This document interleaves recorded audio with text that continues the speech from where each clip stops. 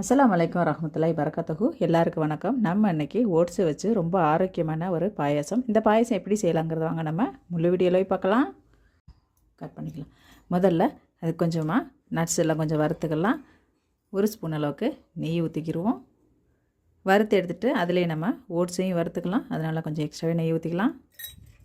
கொஞ்சமாக முந்திரி, பாதாம், பிஸ்தா இது எல்லாத்தையும் போட்டு வறுத்து எடுத்துக்கிடுவோம்.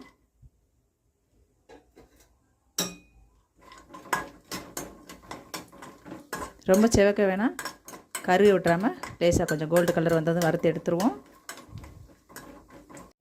இந்த அளவுக்கு வறுத்தது போதும், எடுத்துருவோம்.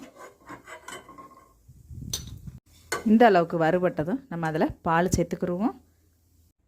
வறுத்ததெல்லாம் எடுத்தாச்சு. இதை அப்படியே உரம் வச்சுட்டு ஓட்ஸ் சேர்த்து வறுத்துக்கிறோம். ஓட்ஸ் வந்து ஒரு அரை கப் அளவுக்கு எடுத்துருக்கேன். இதை போட்டு வறுத்துக்கிறோம். அந்த நெய்யில்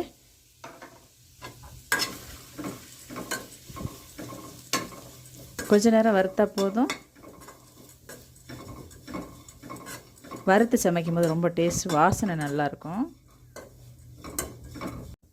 2 கப் அளவுக்கு பால் சேர்த்துக்கலாம்.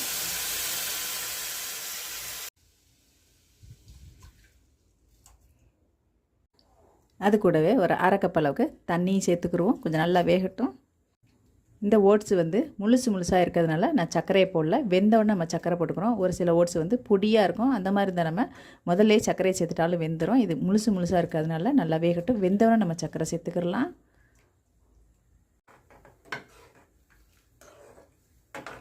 கொதி வந்தோடனே அடுப்பை ஸ்லோவில் வச்சுக்கிடுவோம். கொஞ்சம் நேரம் நல்லா வேகட்டும். கிண்டி விட்டுக்கிறோம், இல்லைன்னா அடி பிடிக்கும் ஓட்ஸு. பொடி ஓட்ஸாக இருந்துச்சுன்னா நீங்கள் தண்ணி வந்து ஊற்றாதீங்க, பால்லே வெந்துடும். நம்மளுக்கு இந்த ஓட்ஸ் வந்து கொஞ்சம் முழுசாக இருந்ததுனால நான் தண்ணி சேர்த்துக்கிட்டேன். வெந்துருச்சு. இப்போ நம்ம சர்க்கரையை சேர்த்துக்கிடுவோம். அரை கப் அளவுக்கு சர்க்கரை சேர்த்துக்கிறோம். நீங்கள் கம்மி ஜாஸ்தி உங்களுக்கு விருப்பத்துக்கு தகுந்த மாதிரி நீங்கள் சேர்த்துக்கிறலாம். சீனி சொல்லுவோம்ல, அதை நம்ம சேர்த்துக்கலாம். கொஞ்சம் அடுப்பை மீடியமாக வச்சுட்டு நல்லா கலக்கி விட்டுருவோம். இந்த ஓட்ஸுக்கு முன்னாடியே நம்ம சர்க்கரையை போட்டோம்னாக்கா வேகாது. ஓட்ஸ் வேக இன்னும் ரொம்ப லேட் ஆகும். சர்க்கரையெல்லாம் நல்லா கரைஞ்சிச்சு. அவ்வளோதான், நம்மளுடைய அருமையான ஆரோக்கியமான ஓட்ஸ் பாயசம் ரெடி ஆயிடுச்சு. அவ்வளோதான், நம்மளுடைய ஓட்ஸ் பாயசம் அருமையாக ரெடி ஆயிடுச்சு.